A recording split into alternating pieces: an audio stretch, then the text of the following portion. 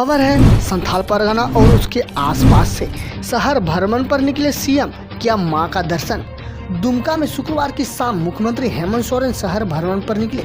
सबसे पहले पगला बाबा दुर्गा मंदिर पहुंचकर मां का आशीर्वाद लिया।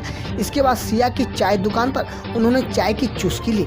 फिर दुधानी जाकर लोगों से मुलाकात की। इस दौरान उन्होंने राज्य की जनता को दुर्गा पूजा की शुभकामनाएं देते हुए कहा कि कोविड-19 को ध्यान में रखकर हर कोई अपनी परंपरा व संस्कृति का निर्वहन करें।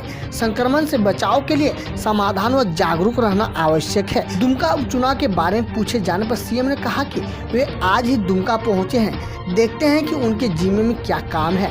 कहा कि दुमका की तैयारी में सभी दल जुटे हैं और जुटना भी चाहिए। इस दौरान उनके साथ झामुमो कांग्रेस कार्यकर्ता मौजूद थे। बाबूलाल मरांडी का कहना है कि झूठा आश्वासन देकर चुनाव जीतना ही झामुमो का मकसद है। झारखंड मुक्ति मोर्चा के मुखिया हेमंत सोरेन परिवार संथाल परगना की 7 सीट छोड़कर कहीं से भी चुनाव नहीं जीत सकता है, इसलिए प्रमंडल की इन सभी सीटों को अपना पास रखना चाहते हैं। लोगों को झूठा आश्वासन देकर चुनाव जीतना ही इसका मकसद है। उक्त बातें भाजपा विधायक दल के नेता बाबूलाल मरांडी ने शुक्रवार को मसलिया के सुगा पहाड़ी व संपाचला पंचायत के तुरकर लतावनी परहुडी पिपरा व जमबाद गांव में प्रत्याशी डॉक्टर लुइस मरांडी के जनसंपर्क के दौरान कही। उन्होंने कहा कि सोरेन परिवार में हिम्मत है तो अपने गृह जिला में चुनाव जीतकर दिखाएं। इसका बड़ा प्रमाण तमाड़ है। यहां से लोकसभा चुनाव में शिबू सोरेन को हार का सामना करना पड़ा था, इसलिए संथाल परगना में अपना कब्जा करने आए हैं। केंद्र सरकार व अपने मुख्यमंत्रित्व काल में उपलब्धियों को गिनाते हुए कहा कि कोरोना महामारी में मुफ्त चावल, रसोई गैस, जनधन खाताधारी महिलाओं को 500 रुपये, सड़क पुलिया आदि लोगों को लाभ मिला। वहीं झारखंड मुक्ति मोर्चा पार्टी ठगने व लूटने का काम करती आ रही है, इसलिए इस बार दुमका विधानसभा क्षेत्र की जनता के पास मौका है कि भाजपा प्रत्याशी को जिताकर सोरेन परिवार को उचित सबक सिखाएं। अब खबर जाने जामताड़ा से। लैब टेक्नीशियन के अभाव में सदर अस्पताल में नहीं हो रही है जाँच। सदर अस्पताल में गरीब व साधनहीन मरीज की खून आदि जाँच शुक्रवार से ही ठप है।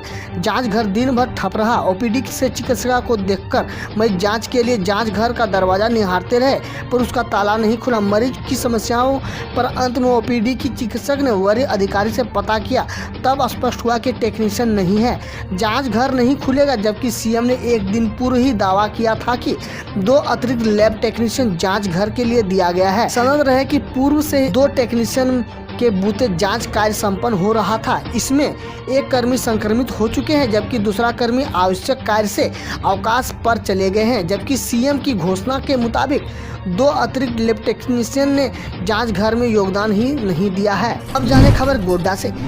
किसानों की समस्याओं का समाधान सरकार की प्राथमिकता। कृषि मंत्री बादल पत्रलेख पोड़ियाहाट के बोहरा गांव में शुक्रवार को किसानों के शिष्टमंडल से मिले। मंत्री ने किसानों की समस्याओं को सुना, किसानों की समस्याओं को त्वरित समाधान का आश्वासन दिया। कहा कि प्रदेश के विकास में किसानों के योगदान को भुलाया नहीं जा सकता है। सरकार की सूची में किसानों की समस्याओं प्राथमिकता शामिल है। किसानों के हित के लिए जल्द ही कई महत्वपूर्ण निर्णय लिया जाएगा। क्षेत्र के किसानों की समस्याओं के समाधान के लिए वह हमेशा तत्पर रहते हैं। यदि किसी भी क्षेत्र के किसान को कोई समस्या है तो इसका त्वरित समाधान करने का प्रयास किया जाएगा। सिविल सर्जन बोले, मास्क पहनकर शारीरिक दूरी साथ मनाए दुर्गा पूजा। दुर्गा पूजा में भीड़ से परहेज करें, सैनिटाइज मास्क का प्रयोग करें। मास्क व सैनिटाइजर ही वह साधन है जिससे हम खुद को कोरोना के संक्रमण से बचा सकते हैं। स्वास्थ्य युवा व्यक्ति की अपेक्षा बुजुर्ग और बीमार व्यक्ति पर कोरोना संक्रमण अधिक घातक होता है। बुजुर्ग एवं बीमार के मरीज के लिए कोविड-19 जानलेवा साबित हो सकती है।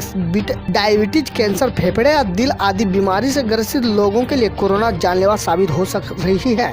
कोविड-19 से संक्रमित व्यक्ति अत्यधिक बीमार होने के बाद अस्पताल में उपचार के लिए पहुंचते हैं। इस संबंध में सिविल सर्जन डॉक्टर शिव प्रसाद मिश्रा ने आम लोगों से बुखार, खांसी, गले में दर्द आदि लक्षण दिखने पर तुरंत सरकारी संस्थान में जाकर कोविड-19 जांच कराने की अपील की है।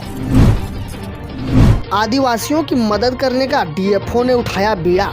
डीएफओ राजेंद्र नायडू ने आदिवासी समुदाय के लोगों को वन में मौजूद संपदा से ही मदद करने का बीड़ा उठाया है। आंध्र प्रदेश के रहने वाले 2008 बैच के IFS अधिकारी राजेंद्र नायडू ने बताया कि सुंदर पहाड़ी व बुआरीजोर प्रखंड के जंगलों के नजदीक रहने वाले लोग पत्ता, फल, बीज आदि बेचकर गुजारा करते हैं। इनकी जिंदगी गरीब व तंगहाली में गुजरती है। वन से ही इन आदिवासियों को रोजगार मिले, इसके लिए कई प्रस्ताव सरकार के पास भेजा गया है। प्रस्ताव पर स्वीकृति मिलने के बाद इन बस्तियों को रोजगार का साधन मिल जाएगा। इसके लिए डामरू के पास पत्ते से बेचने वाले थाली और प्लेट के लिए बड़ी मशीन लगाने की योजना है, जहां प्रतिदिन 50,000 प्लेट व थाली बन सकेंगे। अब जाने खबर देवघर से। 15 नवंबर से मिलेगा खाद्यान्न का लाभ। राज्य सरकार की खाद्य सुरक्षा योजना का लाभ लोग तक पहुंचाने के लिए जिला प्रशासन गंभीर है।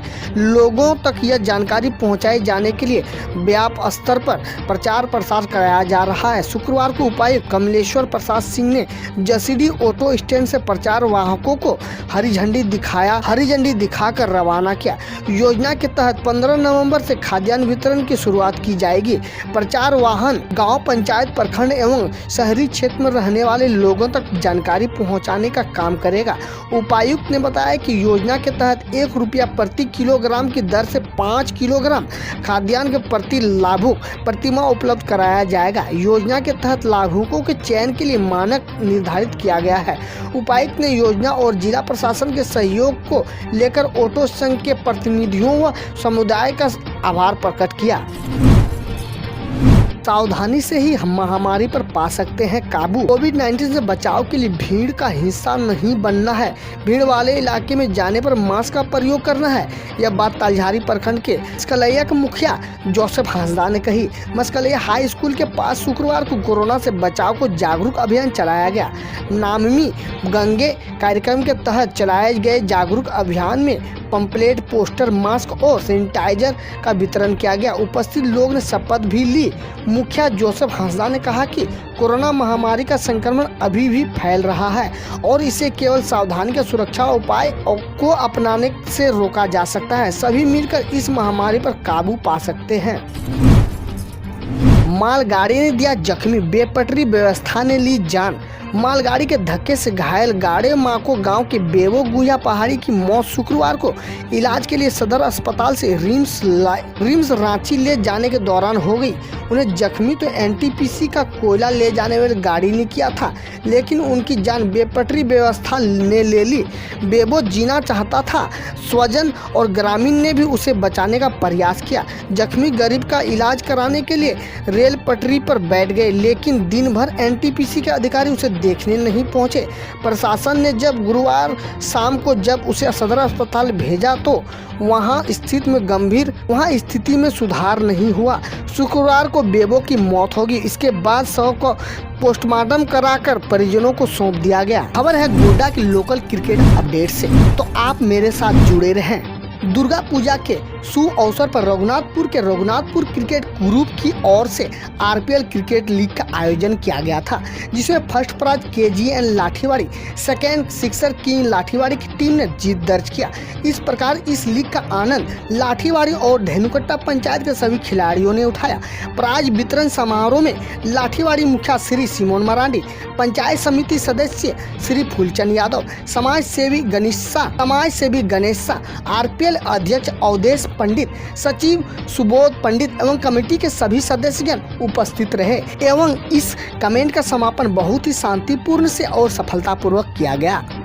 हम रोज ऐसे ही न्यूज लाते रहेंगे, तो यदि आपने अभी तक क्लीन न्यूज को सब्सक्राइब नहीं किया है तो पहले फटाफट सब्सक्राइब कर लें, साथ ही बेल आइकन को दबा दें ताकि कोई अपडेट मिस ना हो।